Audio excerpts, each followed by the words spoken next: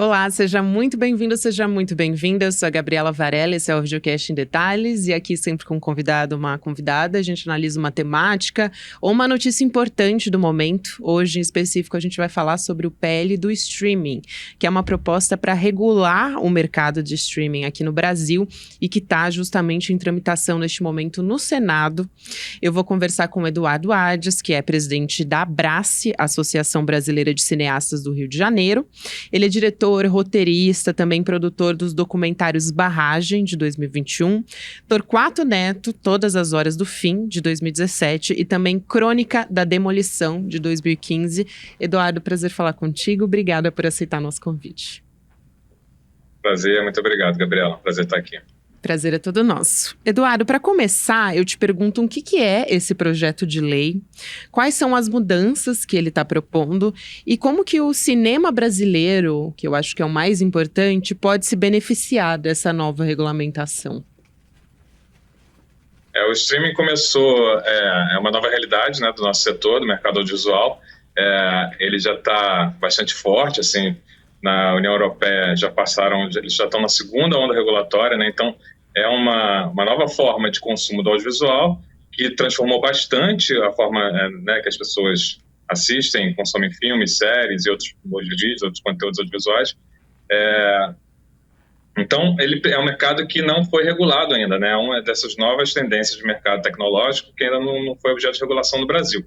Como eu disse, na União Europeia a gente já está na segunda onda regulatória, já fizeram a primeira onda regulatória, estão agora enfrentando as constantes novidades desse setor, e o Brasil ainda não tem regulação nenhuma, né? Eles estão há mais de 10 anos no Brasil, atuando, a Netflix especialmente, creio que ela foi a pioneira aqui no Brasil na exploração desse segmento de mercado, e até o presente momento eles estão atuando de forma totalmente desregulada, né? Eles atuam sim, de forma livre, sem nenhum tipo de contrapartida necessária ao desenvolvimento da nossa economia, e da nossa cultura, da nossa indústria cinematográfica. Então, o PL do VOD, do streaming, ele vem para justamente inserir esse tipo de mercado na regulação do nosso setor audiovisual, como todos os outros segmentos de mercado do audiovisual são regulados, né? Então, a exibição em salas de cinema é regulada, a TV aberta tem algum tipo de regulação também, obviamente, a TV fechada tem regulação, e agora o VOD também vai entrar nessa regulação. Então, óbvio, tem um aspecto bastante positivo disso tudo, que já é o reconhecimento da necessidade de regular esse segmento do mercado. Temos alguns avanços, né, do projeto que está em tramitação no Senado Federal, mas ainda tem muitos pontos para serem afinados e melhorados. A gente vai falar justamente sobre isso aqui, né? Essa discussão surge para incluir o streaming na Condecine, né? Que é a contribuição para o desenvolvimento da indústria cinematográfica nacional. É mais ou menos o que já acontece, aí você pode me corrigir se eu estiver errada, né? Mas com os canais de televisão por assinatura, né? Em produtoras, por exemplo. Essa proposta é de uma tributação de até 3%, né? Essa alíquota é suficiente, Eduardo? O projeto, na verdade, ele trata de vários pontos a respeito da regulação da operação desses canais, desse serviço, né, de VOD no Brasil.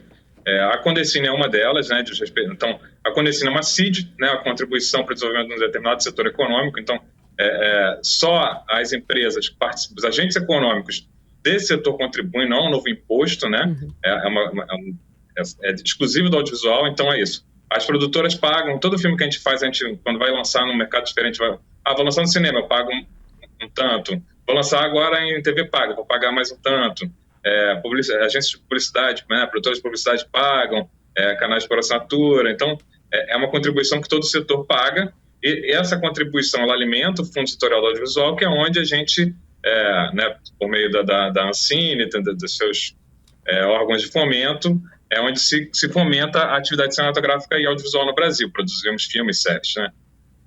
Então, um ponto principal é que, justamente, as plataformas de streaming, de VOD, contribuam também para a Condecine, contribuam para o Fundo Setorial do Audiovisual. Mas não é só, né? Então, tem uma discussão, já foi reconhecido que eles devem pagar, tem essa alíquota de 3% que foi aprovada no Senado, mas que a gente contesta, a gente acha esse valor muito baixo.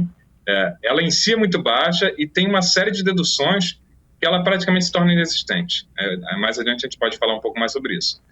Outro aspecto importante dessa regulação diz respeito à presença do conteúdo brasileiro nos catálogos das plataformas, né?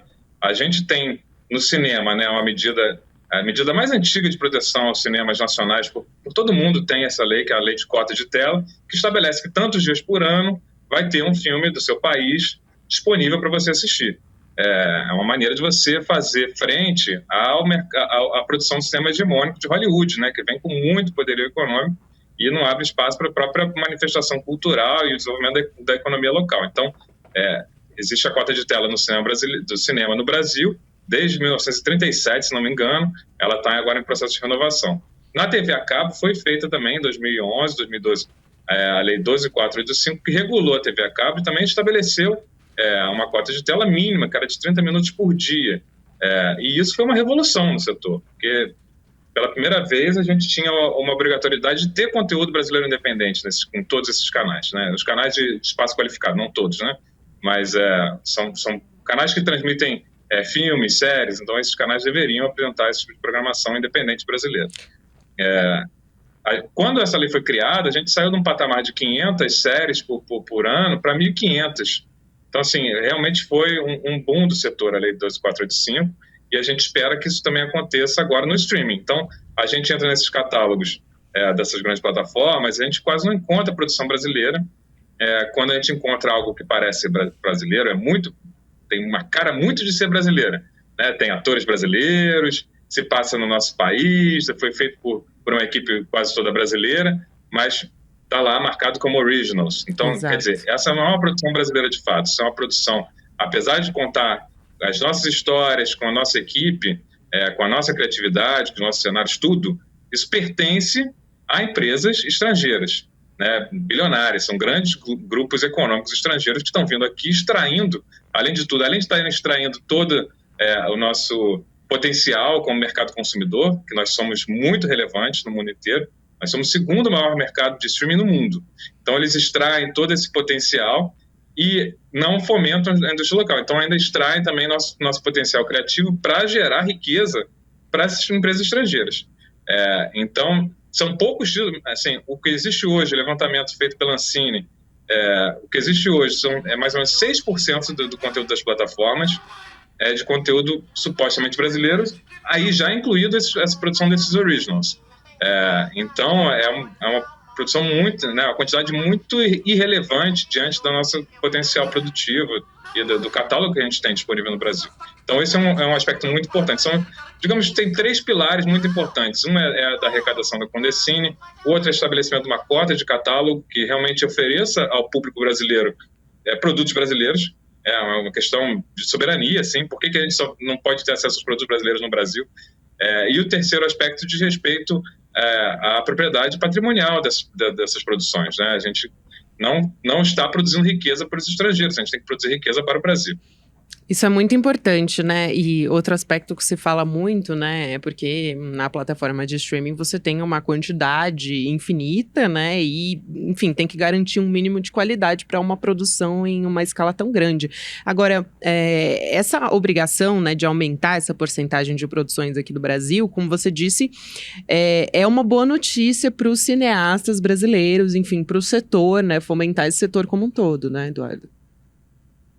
Exato, sim, total. Isso é muito importante a gente ter, mas assim, as cotas que estão sendo discutidas tanto no Senado quanto na Câmara, elas ainda não atendem a nossa expectativa.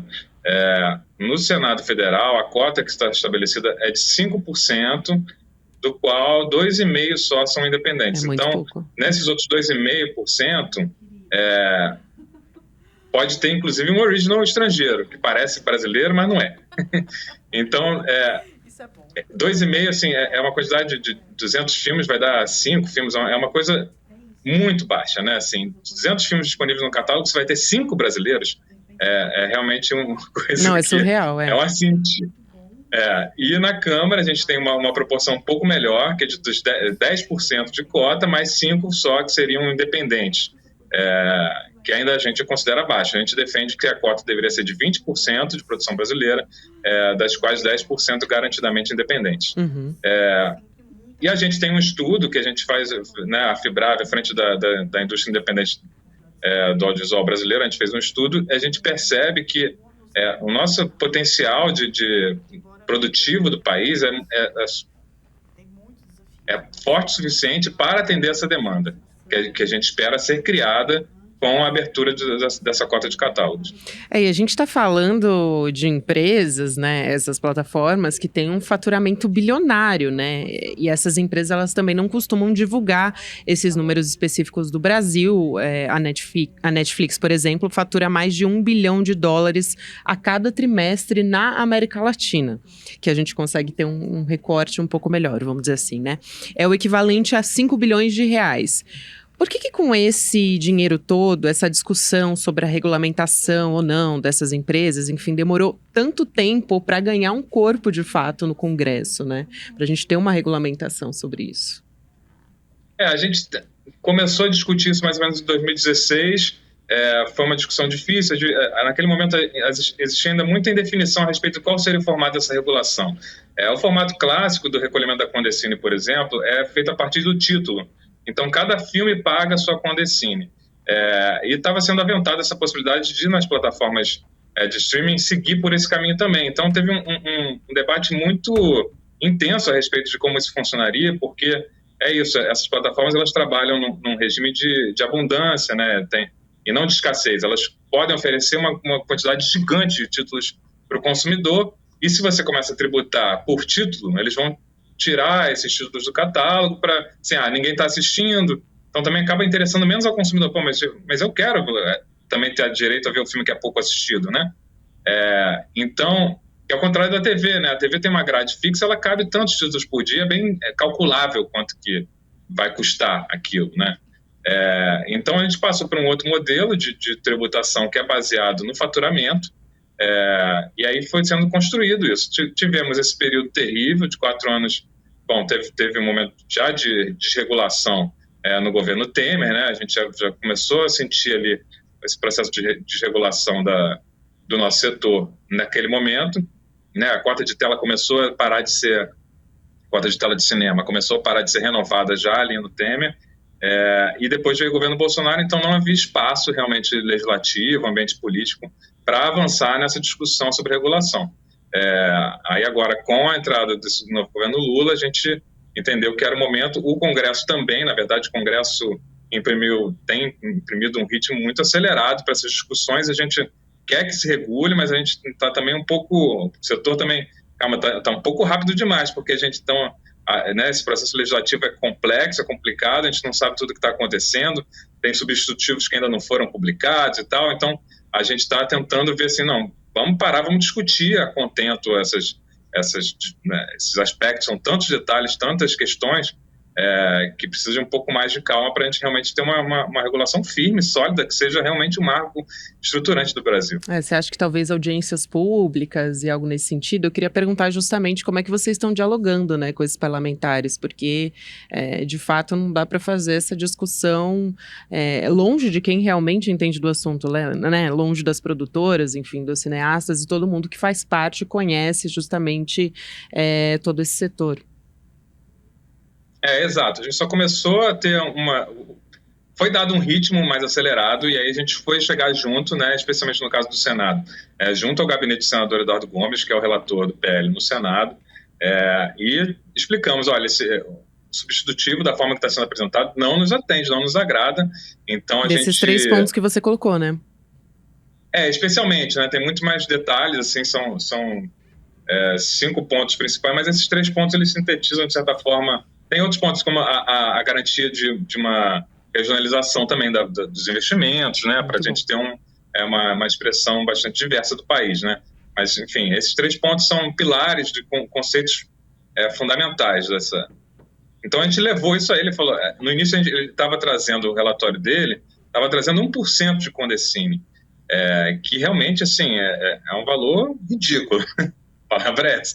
E aí a gente foi reforçando que aquele PL não estava nos atendendo, e aí a partir daí ele convocou audiências públicas, a gente participou dessas audiências e foi tornando mais claro quais eram as expectativas do setor. Então foi feita essa construção, mas de qualquer maneira está sendo uma tramitação rápida, porque está indo de uma comissão para outra numa velocidade muito rápida e não vai passar no plenário, então a gente sente que a gente não foi plenamente ouvido ali nos pontos essenciais.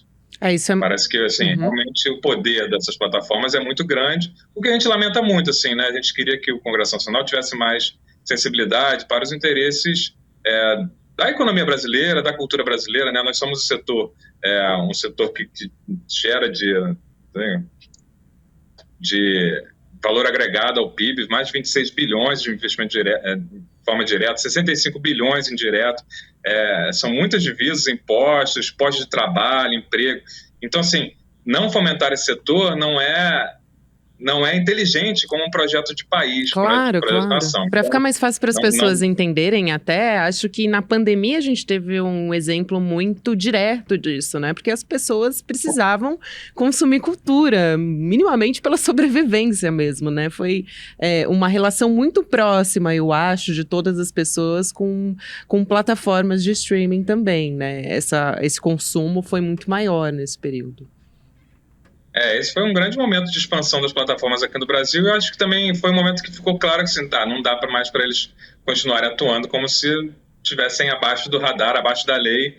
Vamos colocá-los dentro do regramento legal, da estrutura legal do país.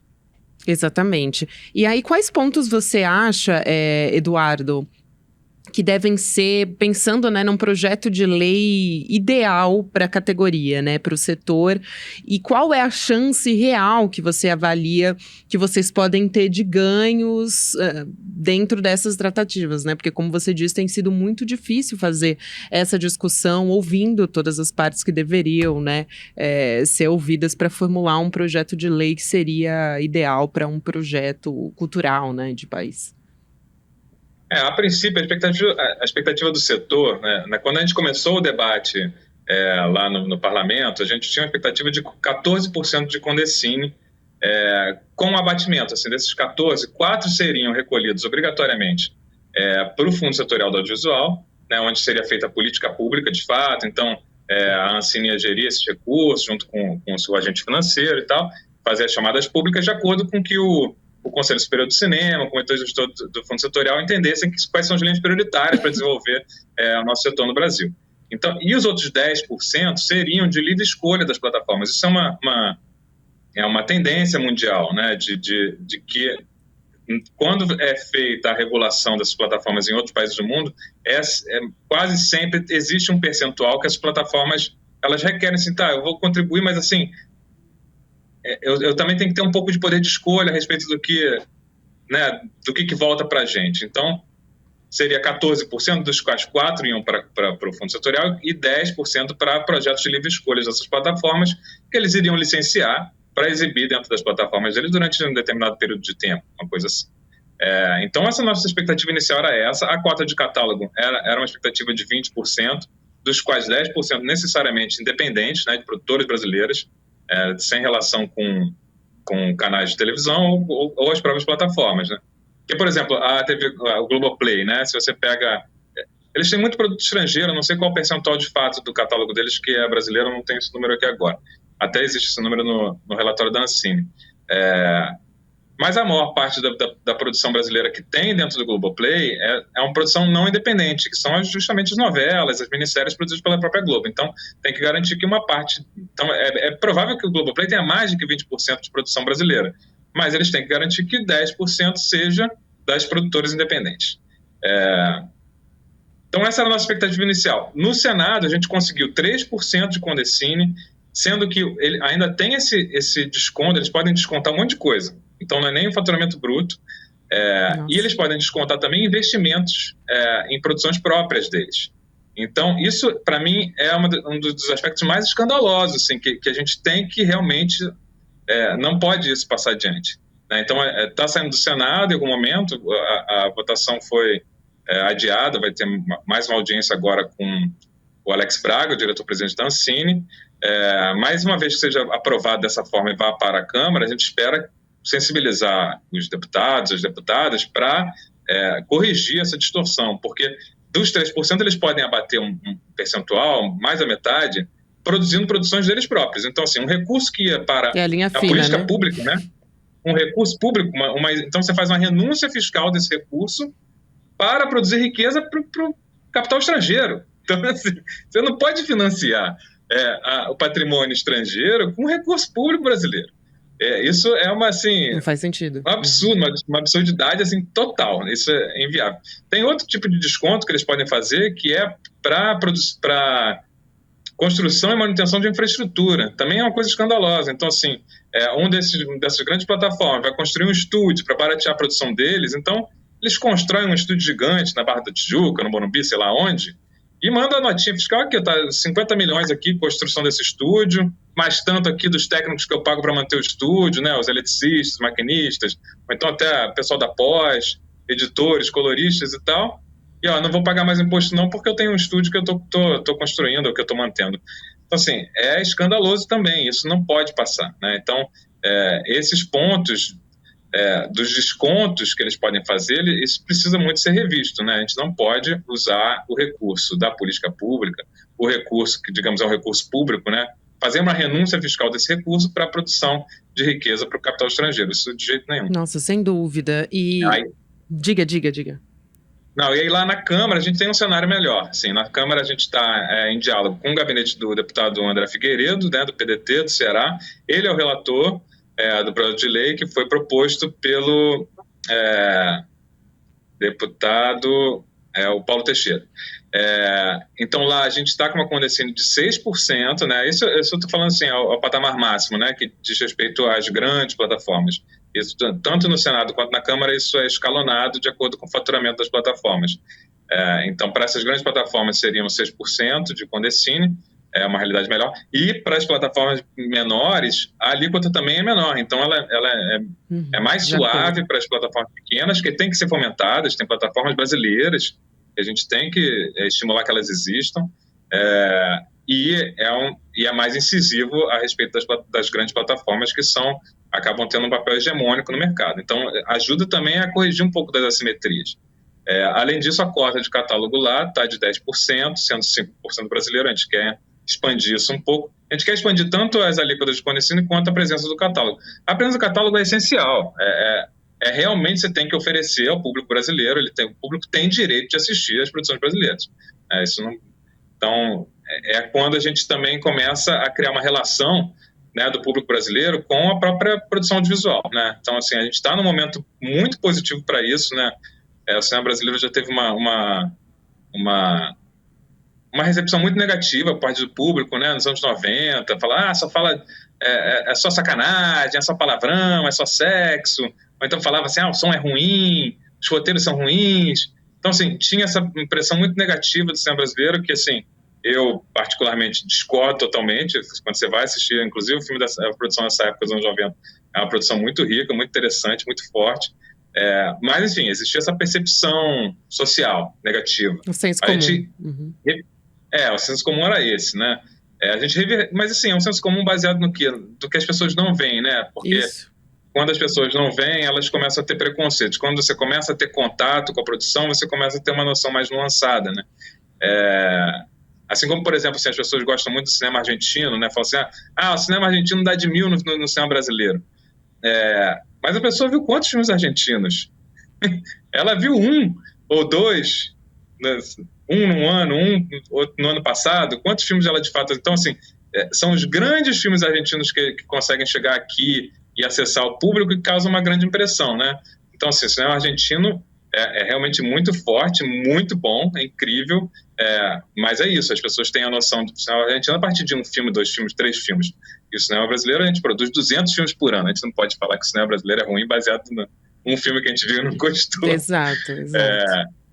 Então mas assim, mudou a percepção de todo modo, né? A gente tem hoje um momento que as pessoas adoram assistir essas séries estrangeiras feitas por equipes brasileiras. Elas são muito elogiadas em todas essas plataformas, na Amazon, na Globoplay. No Globoplay é a produção brasileira mesmo, que é da Globo. Na Netflix. Então esses filmes são muito apreciados, as comédias têm muito sucesso, o gênero policial é muito apreciado no Brasil também. Então, os documentários, né, o público que gosta de documentário prefere documentário brasileiro, isso é testado em pesquisas. Então, a gente tem um momento muito bom, assim, o público realmente consome a produção audiovisual brasileira. Então, eu acho que a regulação é para garantir que o público tenha acesso a isso que ele também quer. Ele já manifestou que quer, que aprecia, que gosta. E essa proposta do Senado, né, o PL do Senado, ele está mais encaminhado, né, vamos dizer assim, a respeito da tramitação. Tem alguma proposta ou alguma intenção, pelo menos um diálogo com os parlamentares nesse sentido, para unificar os dois projetos, ou enfim, né, porque eles estão correndo de forma paralela, né, cada um ali no seu ritmo. Isso acontece muito, inclusive, no nosso Congresso, e as propostas muitas vezes completamente diferentes, né? Sim, a estrutura delas é bem diferente. Assim, a própria estrutura dos projetos dos PL, dos projetos de lei, são redigidas de forma diferente.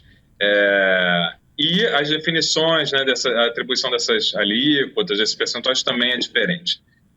O processo legislativo está bem confuso, sim. A gente está sempre correndo atrás de entender o que acontece, né? Muita coisa não está escrita, de fato, nos regimentos internos do Senado, da Câmara.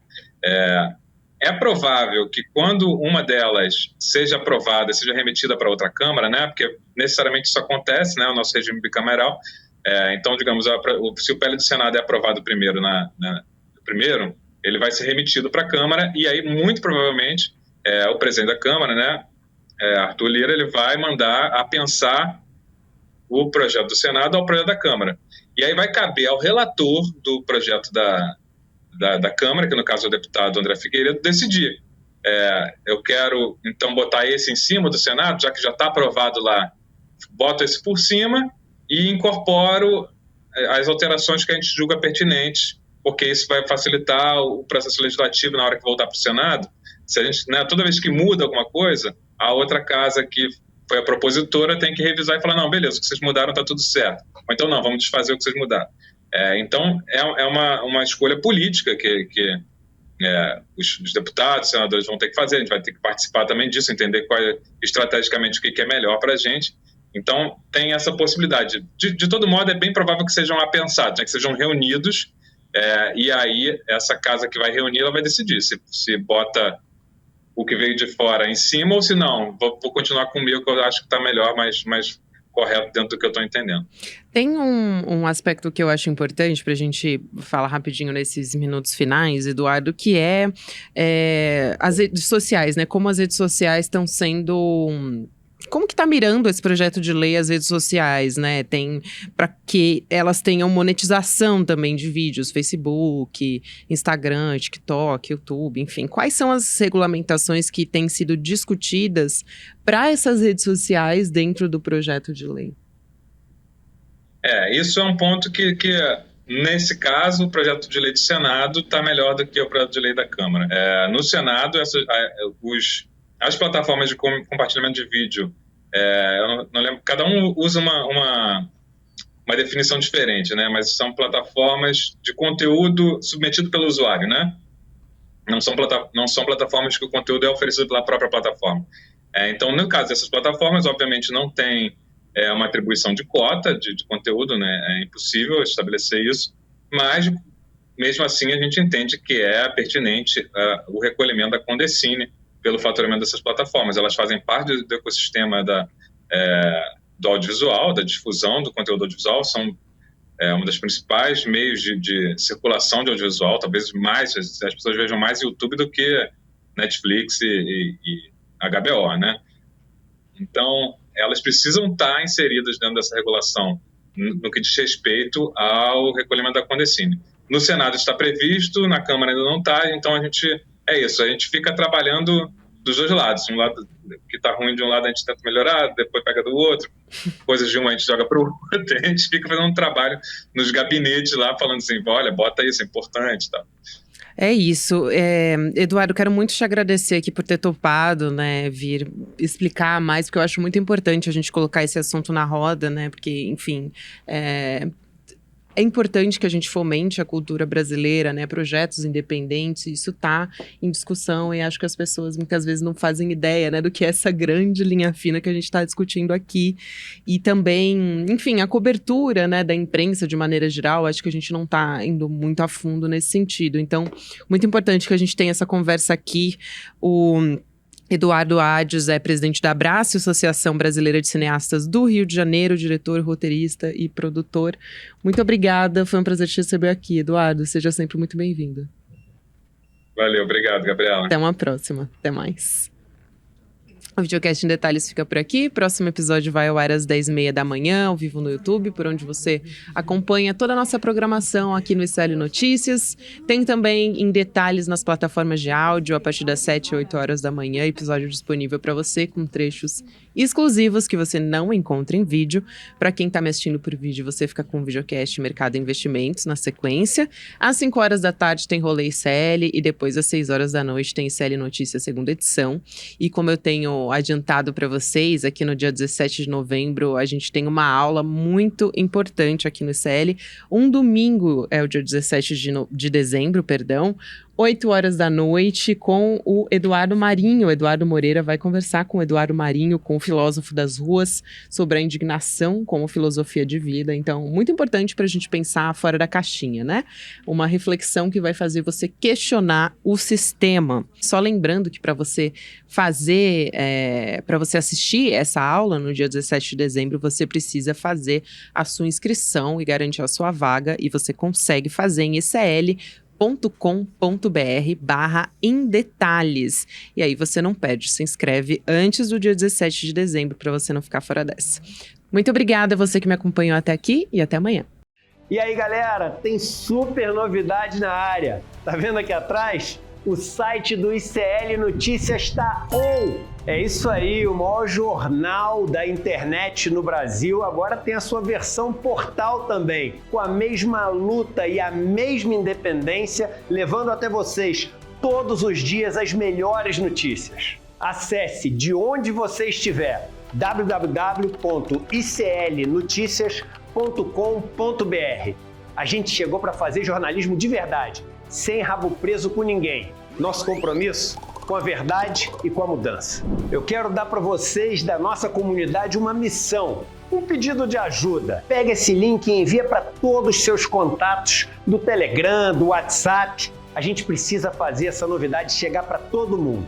Onde tiver notícia, o portal ICL Notícias vai estar lá, com independência e seriedade. Clica lá e mande para os seus amigos. Vambora! A revolução está só começando.